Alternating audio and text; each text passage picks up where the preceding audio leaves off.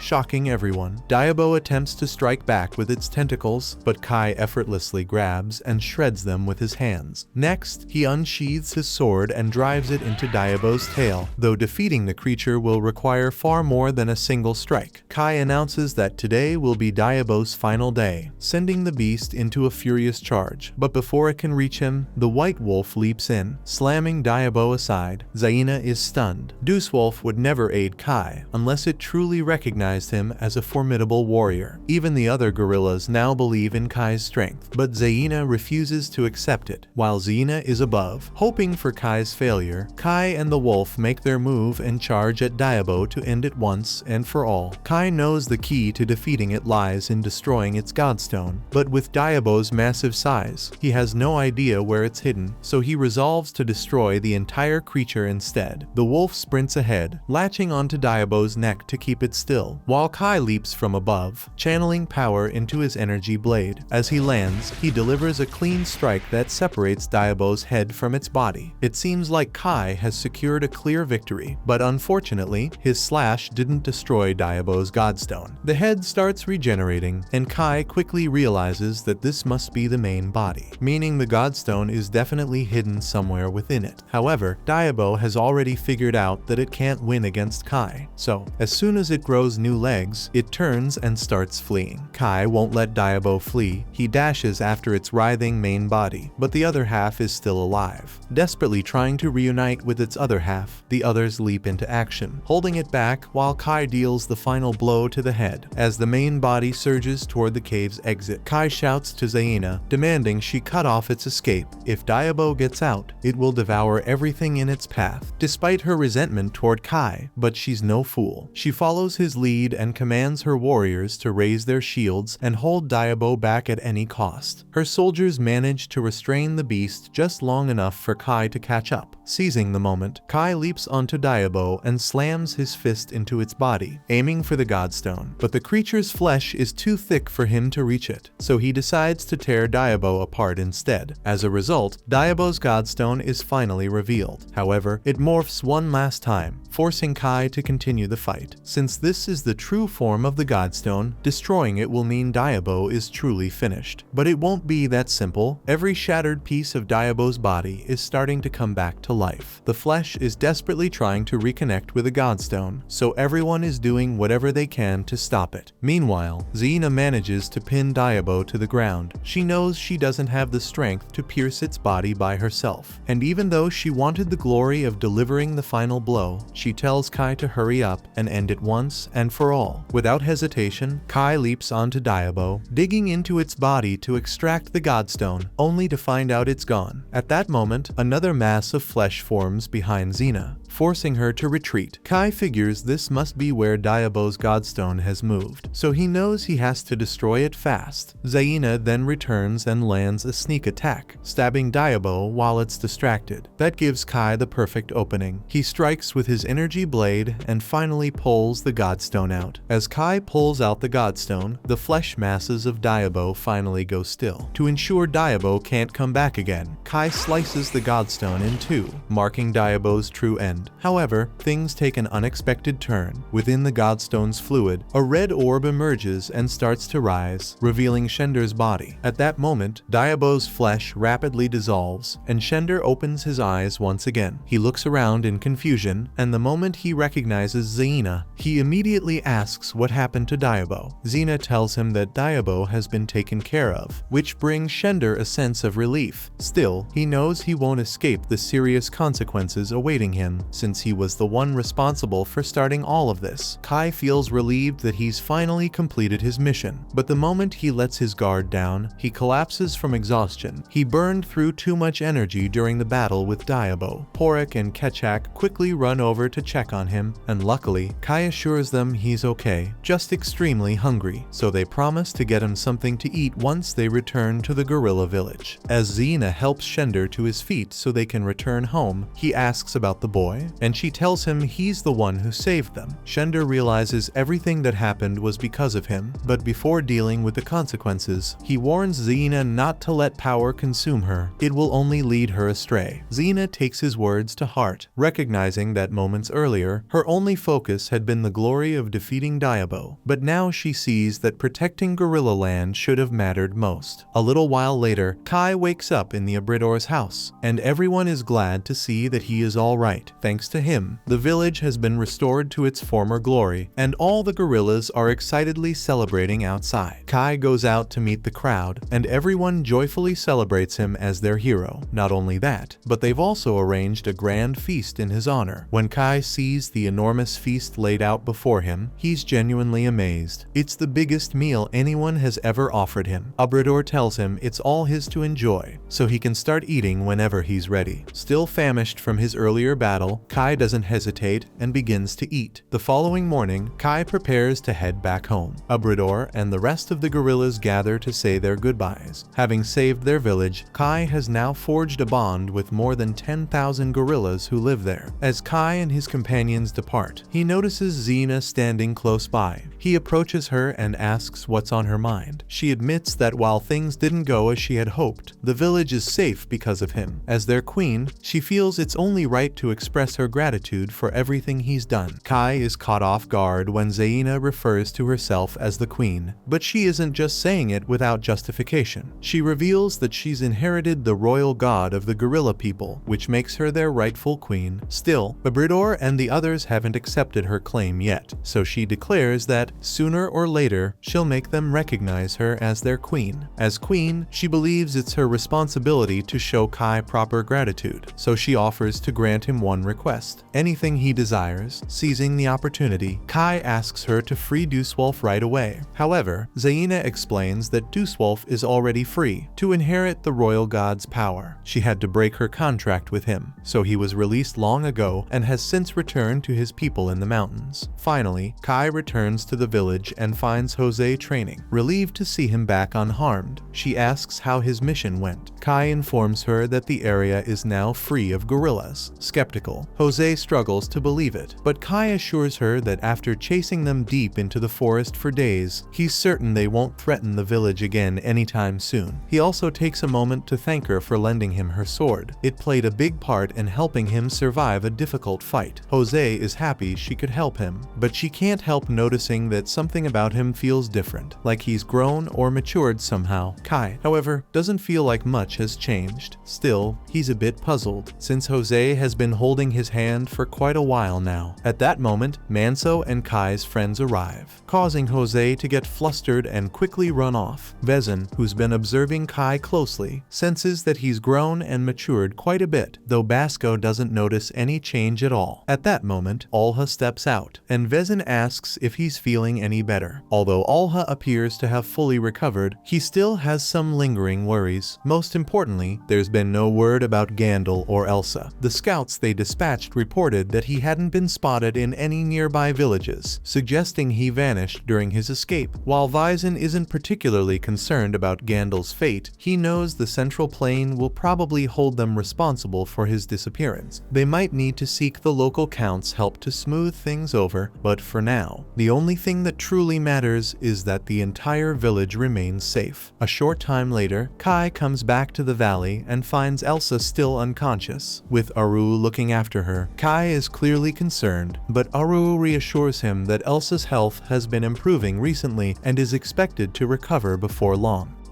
That was the end. Watch this next video on screen and subscribe to not miss more recaps.